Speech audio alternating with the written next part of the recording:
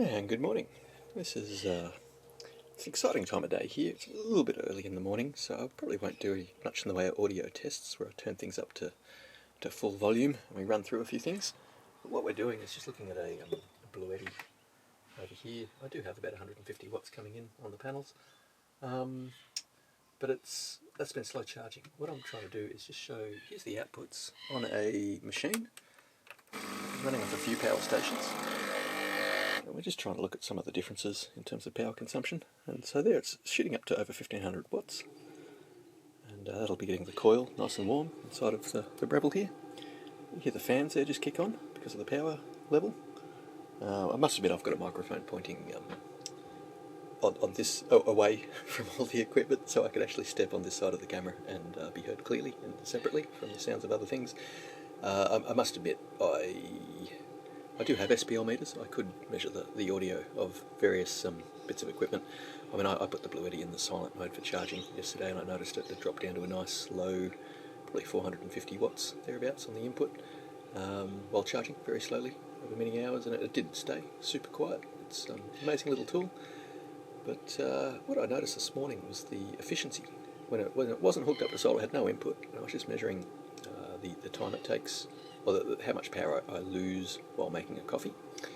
And versus some of the other power stations I've been checking lately, the thing that really impressed me was that where they might have been sitting at 1350 watts of consumption while making the coffee, the Bluetti shoots all the way up to the 1600 mark, which is what I believe the coffee machine is probably trying to use.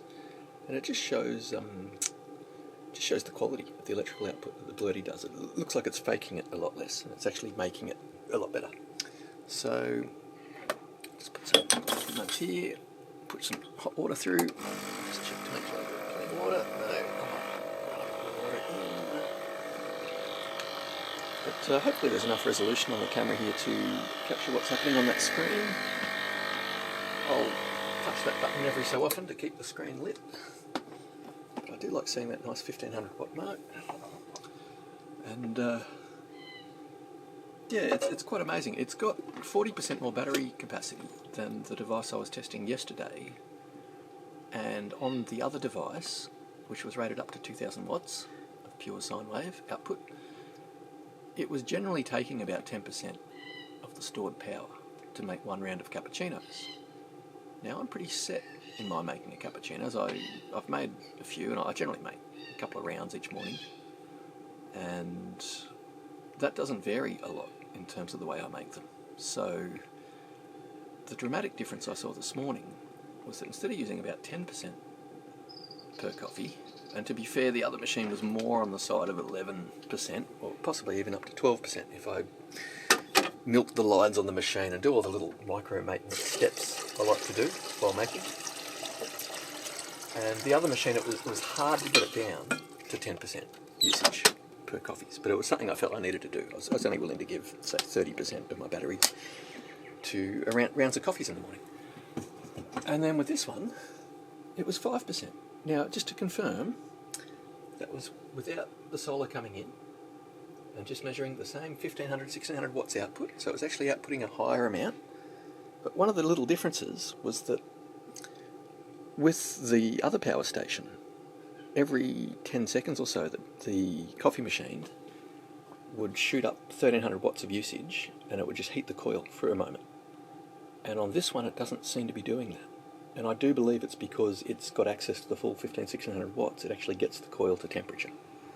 So I'm not going to do subjective comments about the taste of the coffee. Arguably, if you're not at temperature, that is going to be something that is affected. But yeah, the efficiency of this setup.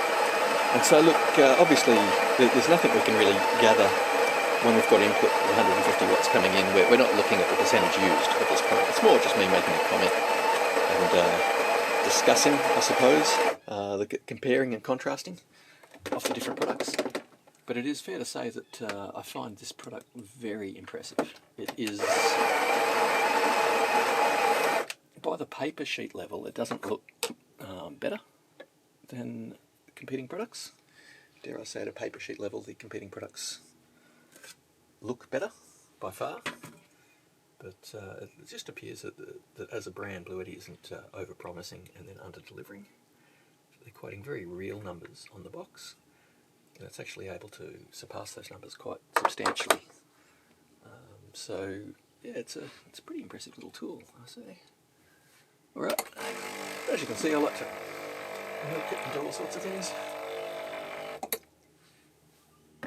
And that there's so many stages to me making these, there is a reason why it is about 10% of, well, it was 10% on the other. As I say, it dropped to 5%, and I was literally able to make 2 rounds in 10%. And whilst with 40% more watt hours of storage, you can vary that accordingly. There is just no doubt about the fact that there is potentially greater efficiency in the conversion stages. It's hard to actually pinpoint exactly what is making that difference, but dare I say it is a superior box, a superior tool for doing what it does.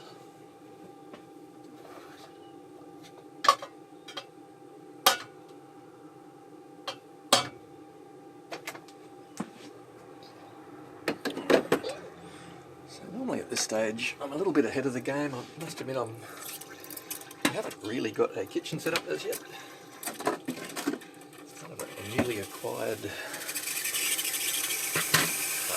portable shed, if you will.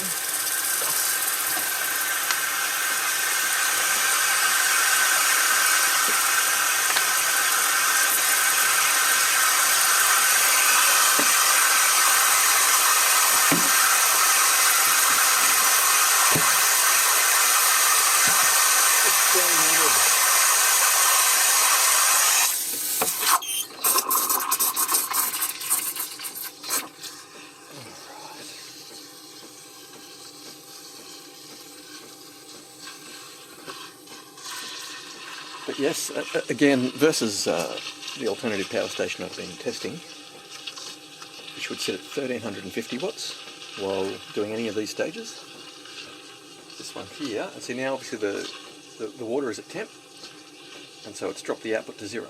Right, and in a moment, when the coil has lost that little bit of temp, bang, right back up again. It just seems like the power station is delivering to the electrical device exactly what it's after, as it needs it. I feel a lot more confident running electronics off this device. Now, what was interesting in the Bluetti handbook is the discussion that they say that the product is for audiovisual equipment. And so last night I quite enjoyed running the TV off it and the audio off it. And I do find it's just an exceptional product. For many hours of running the television, it was probably about 120 watts on average on a big 55-inch screen. But that wattage I was measuring just then, or quoting, was also running HiFi and all sorts of other bits and pieces. Okay, just if the steam one can be a bit loud, I might kind of wind that down now. Normally I'd bleed it out a little bit longer, but again, just because there's an input with 150 watts, we can't really measure it dropping 5% while I'm making that. But very, very impressive tool. At the moment, the Bluetti, this is the AC180P. It's got the 40% extra watt hours inside of it. I highly recommend it as a product. It really seems to be the perfect blend of this unit with a solar cell or two. Certainly run all our fans, all our fridges, and you know, as I say, deliver a few rounds of the coffee machine in the morning and run the entertainment at night, and combined with some sort of either a generator to top it up or a solar cell, which is generating power. Yeah, as a power station, the Bluetti AC180P is just the perfect tool. Cheers.